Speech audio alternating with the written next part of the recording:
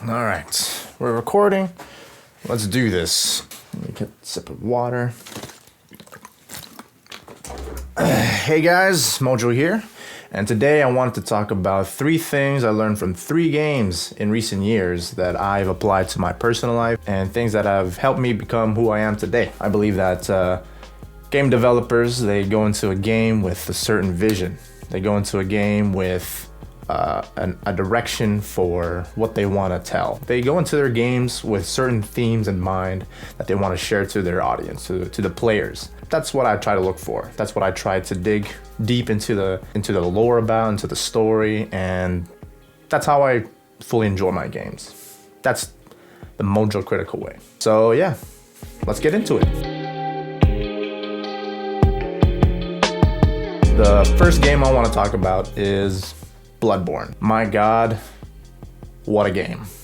That is one of my favorite, actually, all the games I'm about to talk about are some of my favorite games of all time. First of those games is Bloodborne. Bloodborne is an amazing gaming experience. Quick backstory. So I took a hiatus from gaming from the years 2010 to 2015.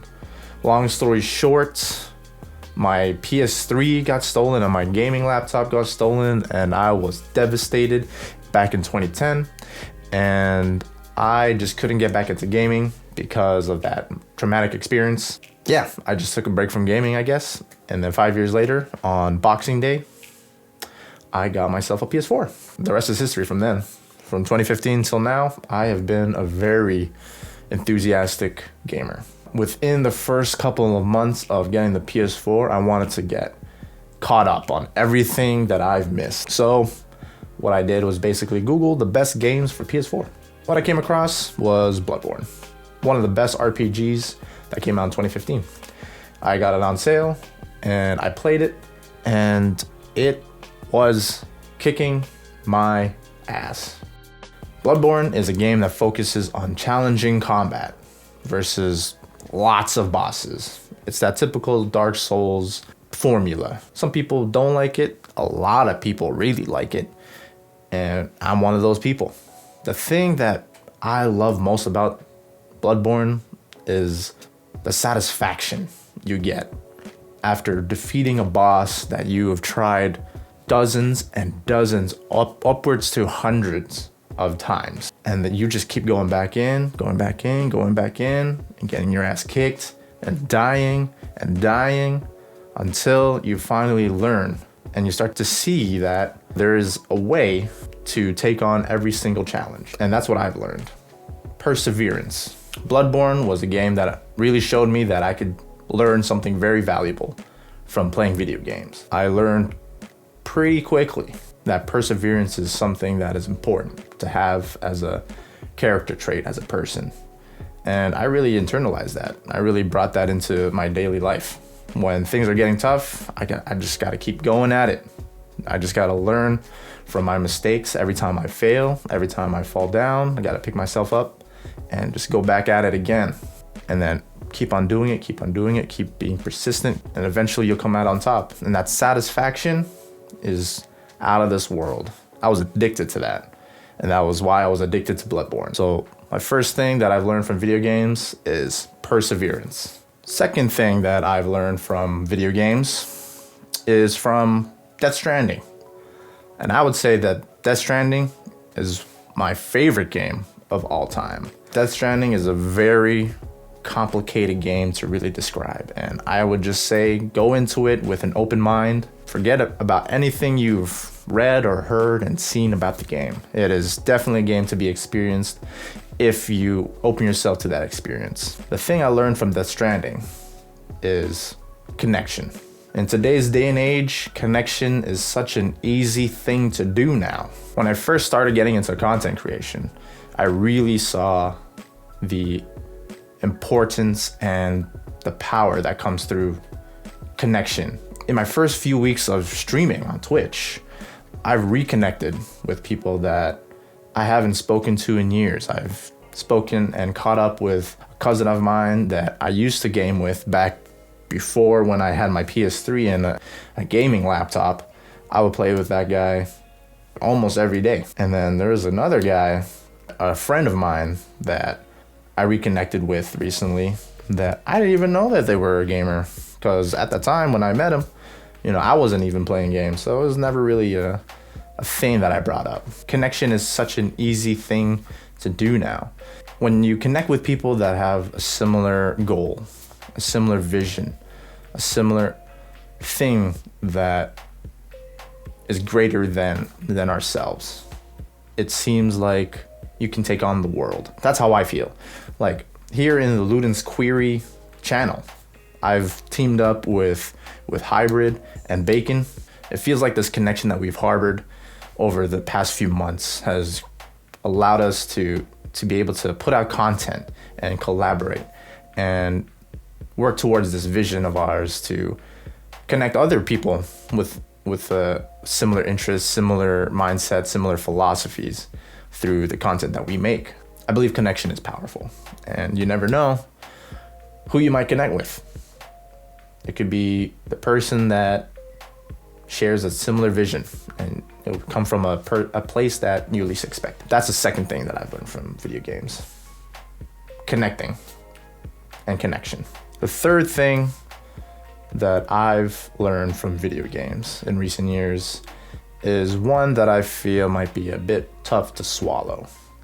It comes from Persona 5 Royal. And that is one of the best JRPGs I've ever played. Spoiler alert, I'm about to go into the additional things that Persona 5 didn't have. So in Persona 5 Royal, there is a new confidant that you meet, that is Maruki.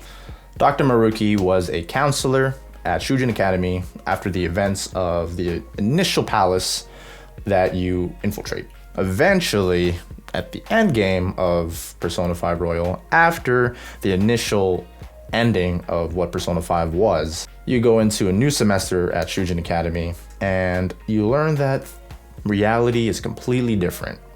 And it's because of Dr. Maruki. He has the power to change people's realities to their ideal reality.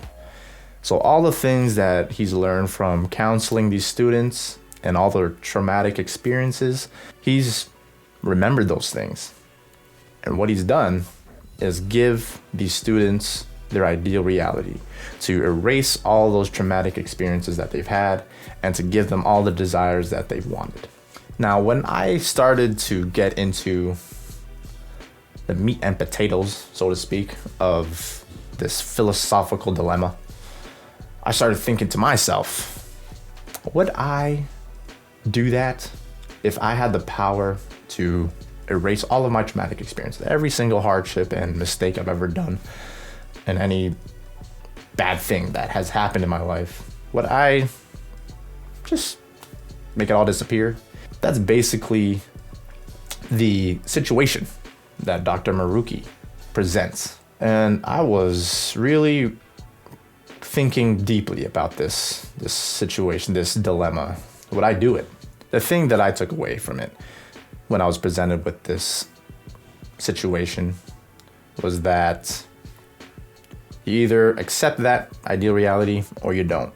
And I came to the conclusion that I wouldn't, because everything that I've experienced, every hardship, every challenge, every hurdle, everything that has happened in my life that has brought me to a place that felt like rock bottom, when I come out of it, if I tell myself I need to learn from this experience, if I go in with the mindset that there is a lesson to be learned in this situation, or sometimes there isn't, just the process of going through a situation like that creates character. It strengthens you. It'll shape who you are, depending on how you respond to situations like that. Are you going to let this bring you and keep you down, or are you going to take necessary steps to learn from these hardships? It's also about accepting who I am right now, in this moment, because in this moment, I am the person that went through all those things. If I didn't go through all those things, would I be the person I am today? And I like the person that I am today. And I think that's important too. It has to come from a secure self-image. But I believe that the things that you want in your life, when you work for it and you overcome all of those obstacles in your way that prevent you from reaching that goal, when you are there, that is probably the most human thing that you can experience. So when you reach the things that you want and you acquire the things that you set out to get, that feeling of satisfaction and fulfillment will be like no other. So that's the third thing that I've learned from video games. Persona 5 Royal, I've learned to accept the things that I couldn't control in my past that have made me the person that I am today. That I've learned from those experiences. I will use that to go after the things that I want to go after, to achieve the things that I've set my mind to, that I have a vision for. So yeah, those are the three things that I've learned from video games that I've wanted to share.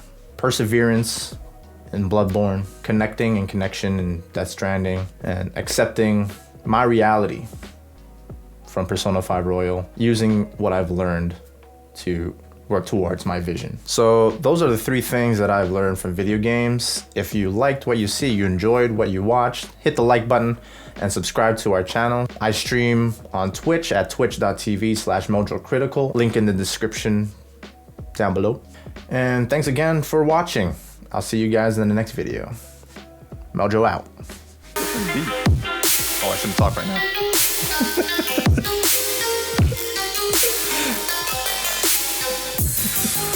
And welcome to the Ludens Query podcast.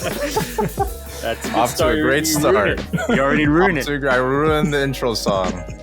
That's it. All right. Thanks for listening. Let's start over. That's just my Mojocritical mind just working. It's curiosity.